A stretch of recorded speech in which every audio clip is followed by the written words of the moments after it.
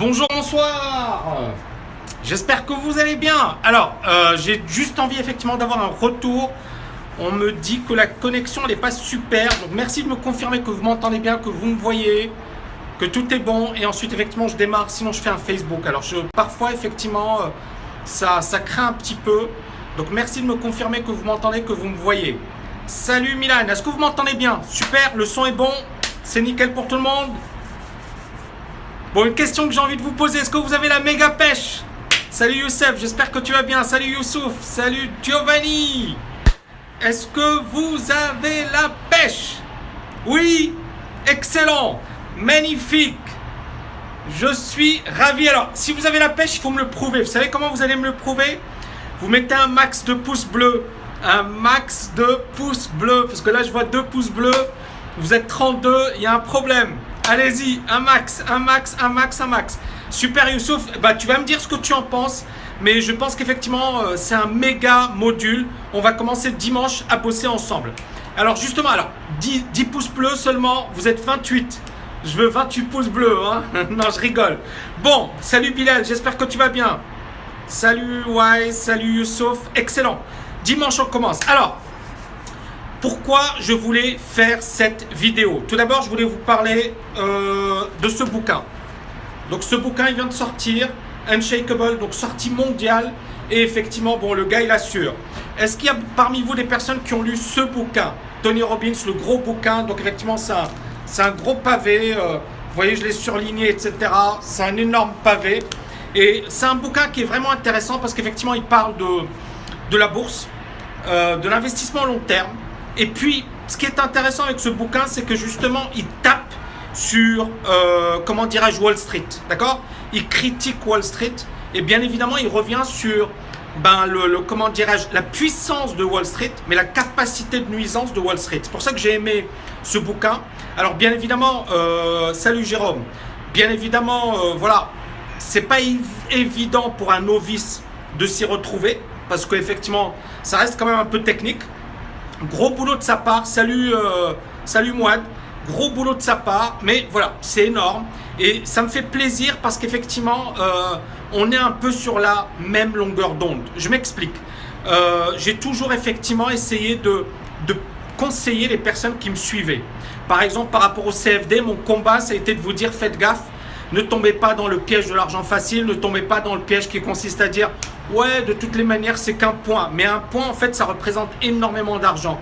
Pourquoi 90%, 95% de personnes se ruinent sur les CFD? C'est pas parce qu'effectivement elles sont mauvaises, c'est parce qu'elles payent trop de frais. Est-ce qu'on est d'accord tout le monde ou pas? Et encore une fois, moi j'ai fait une recherche en 2009 et j'ai prouvé la chose suivante avec un prof à Dauphine. On a prouvé la chose suivante, c'était quoi? C'était qu'effectivement la faillite des traders ne s'expliquait pas par l'analyse, parce qu'effectivement ils faisaient la même chose que le marché. La faillite s'expliquait par les frais de courtage. Si vous payez des frais de courtage importants, vous allez payer le prix fort et vous serez ruiné. Qu'est-ce que Robbins explique? Alors bon, bien évidemment, je le savais, mais c'est intéressant effectivement d'avoir ce point de vue. Qu'est-ce que Robbins explique dans ce bouquin? Il dit la chose suivante, il dit voilà, si vous investissez dans des SICAV classiques, si vous allez voir un conseiller financier, si vous allez voir une banque, généralement, ils vont vous facturer des fortunes. Et pour le commun des mortels, bon, ça peut passer. Les banques, elles ont de beaux locaux, ils sont sympas, ils sont bien habillés, ils sont tous en costard-cravate, donc ça passe, d'accord? Mais ce que le banquier ne vous dit pas, c'est qu'il ne veut pas votre intérêt. Même si le banquier, c'est pas un mec méchant, mais le banquier, il défend d'abord son beefsteak, d'accord? Il a un salaire. Ce salaire, il est assis sur une performance, sur des résultats.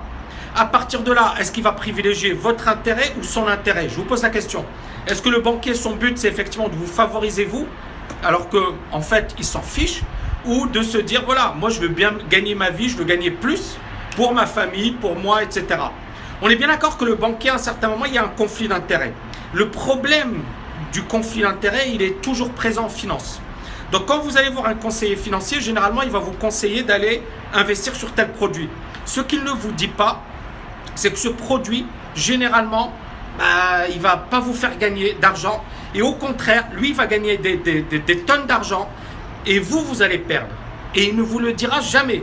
Alors peut-être qu'il ne le sait pas, mais encore une fois, c'est pas son business. Il se dit, moi je m'en fiche, je veux gagner de l'argent. Problème, c'est que on parle pas d'une petite industrie. Vous n'allez pas chez un garagiste, vous n'allez pas chez le boucher du coin, vous n'allez pas effectivement acheter un truc qui n'a aucun impact sur votre santé financière à long terme. Vous voyez ce que je veux dire? Vous investissez votre épargne dans quelque chose qui aura un impact pour votre retraite, pour vos vieux jours. Sachant qu'aujourd'hui, la retraite, il ne faut pas trop y compter. C'est-à-dire qu'effectivement, ce n'est pas l'État qui va assurer votre retraite. Donc, qui va assurer votre retraite? Vous-même, votre épargne, le fait d'investir et le fait effectivement de faire fructifier votre épargne. Et donc, moi, j'ai trouvé que c'était super intéressant parce qu'effectivement, il reprend des exemples précis. Il a interviewé des gens comme John Bogle, je ne sais pas si vous connaissez, c'est le PDG de Vanguard. Vanguard, c'est l'un des plus gros sur les ETF. Et le conseil de Tony Robbins, c'est justement investissez sur les ETF, essayez de diversifier votre allocation d'actifs, diminuer les frais, n'ayez pas recours aux banques, n'ayez pas recours aux conseillers financiers, etc. Bref, beaucoup de ce que je développe depuis pas mal d'années, ça fait pas mal d'années que j'en parle, et ça fait pas mal d'années que je vous dis faites gaffe aux gourous. Alors là, il le montre aussi. Je ne sais pas si vous en rappelez, je vous en avais parlé. Alors, 2010, j'avais donné une conférence au Salon de l'analyse technique, 2010-2011. Et je parlais de Nouriel Roubini. Nouriel Roubini, c'est une star aux États-Unis. Le gars, c'est une star. Et en 2009, Nouriel Roubini disait « N'achetez surtout pas les marchés actions, n'achetez pas la bourse, ça va s'effondrer. » Qu'a fait la bourse en 2009? Elle a explosé à la hausse. Elle a explosé à la hausse. Et encore une fois, vous avez d'autres lettres boursières. Je ne vais pas donner les noms, mais vous voyez de qui je parle. Ces lettres boursières, elles vendent quoi? Elles vendent l'apocalypse. Elles vendent la fin du monde. Elles vous disent sauf que vous voyez le truc, hein, vous voyez ce dont je veux parler. Il y a des lettres boursières qui tous les jours vont vous abreuver, vous faire peur. Monsieur tout le monde, quand il voit ça, il se dit mince, c'est la fin du monde en fait. Mince, il faut que je fasse rien.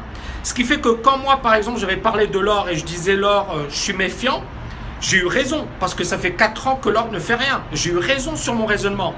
Mais je me suis fait taper dessus comme pas possible. J'ai reçu des insultes d'une violence incroyable parce que je ne disais pas ce que monsieur tout le monde voulait entendre. Ce que monsieur tout le monde voulait entendre, c'était c'est la fin du monde, les banques vont s'effondrer, les bourses mondiales vont s'effondrer et il faut avoir de l'or en physique.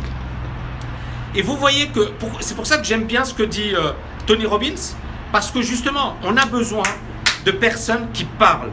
On a besoin de personnes qui se mettent contre le système. Le système, il n'est pas négatif dans sa globalité, mais il y a quand même des problèmes dans ce système. L'industrie financière, c'est une industrie qui gère des milliards de dollars. Vous voyez ce que je veux dire? C'est un truc de fou. Ils gèrent un argent fou.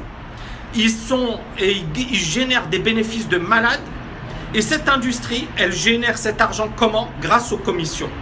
Et elle génère cet argent comment? En ne vous disant pas ce qu'il faut faire. Elle n'a pas intérêt à ce que vous ayez une bonne retraite. Parce que avoir une bonne retraite, ça veut dire quoi? Ça veut dire beaucoup moins d'argent. Il y a des recherches qui ont prouvé la chose suivante. C'est-à-dire que si par exemple vous êtes un investisseur, ok? Aujourd'hui vous investissez. Vous dites ok, dans 30 ans je vais récupérer mon argent. D'accord? Si vous avez 10%, d'accord, et vous placez 100 000 $, normalement ça va vous faire quelque chose comme 1 million, 1,5 million de dollars. Quelque chose comme ça. Sur 30 ans, 40 ans, vous allez largement dépasser le million. Mais si vous retirez les frais, les commissions, etc., on n'est plus au-dessus du million, on est à 400 000, 500 000 $. C'est-à-dire que la banque, elle va vous prendre les 2/3 de ce que vous auriez pu avoir à votre retraite. Vous voyez ce que je veux dire? C'est-à-dire qu'effectivement, si vous placez votre argent en bourse tranquillement, vous achetez des ETF tranquillement, rien de sophistiqué. Pour les trucs sophistiqués, je vais bien évidemment le développer dans la partie TKL bourse. Mais supposons, d'accord, vous achetez un ETF, déjà c'est super. Déjà, vous retirez toutes les commissions. Mais si effectivement on compare la personne qui a investi dans un ETF qui coûte pas cher et la personne qui a investi dans une SICAV qui gagne, la personne qui a investi dans l'ETF. Et la différence, elle n'est pas moindre, elle est pas mince, ça peut représenter des centaines de milliers d'euros. Des centaines de milliers d'euros. On ne prend pas un individu, mais on prend des milliers d'individus et vous imaginez les montants colossaux que ça représente. Et c'est la raison pour laquelle cette industrie financière, il y a un problème. C'est la raison pour laquelle, quand par exemple vous voyez BFM TV, vous voyez plein de gérants qui vous expliquent qu'ils savent que la bourse va monter ou va baisser, mais il y a des recherches qui montrent que 96% des gérants de portefeuille ne font pas mieux que le marché. Ça veut dire quoi? Ça veut dire quoi? C'est un truc de malade. Ça veut dire que vous prenez n'importe quel gestionnaire, d'accord? Il fait moins bien que le S&P 500. C'est énorme. Ça veut dire que vous n'avez qu'à acheter un ETF, vous n'avez qu'à acheter le marché et vous allez battre tous les gars qui passent sur BFM et sur CNBC. Truc de malade. Est-ce que vous m'entendez bien? Si ce n'est pas le cas, ok, on va se retrouver sur Facebook. D'accord? On se retrouve sur Facebook. À tout de suite.